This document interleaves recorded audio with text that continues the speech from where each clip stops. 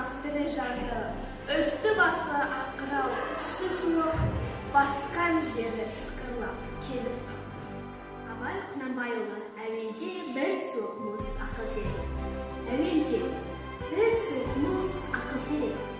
Жылқан тұла бойды ыстық жүрек. Тоқтаулылық, қалыпты, шыдамдылық. Ол қайраттан шығады, білсең керек. Ақыл, қайрат, жүректі бір түйісті. Сонда толық боласың елден бөлек.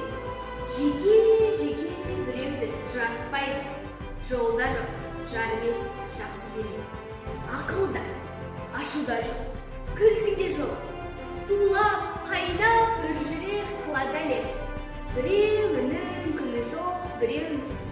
Ғылым сол, үшеуінің жөні. Абай Құнанбайұлы жазғы тұра. Жазды күні шілде болғанда, күгірай шалғын бәйшешек, зарып өсіп толғанда, күркіреп жатқан өзенге, көшіп ауыл қонғанда, шырқырап жатқан жылқының, шалғынан жоны қылтылдап, ат айғырлар биелер, бүйірі шығып ыңқылдап. Абай Құнанбайұлы айттым сәлем қаламқас. Айттым сәлем қаламқас. Саған құрбан мал мен бас. Сағынғаннан сені ойлап, келер көзге ыстық жас.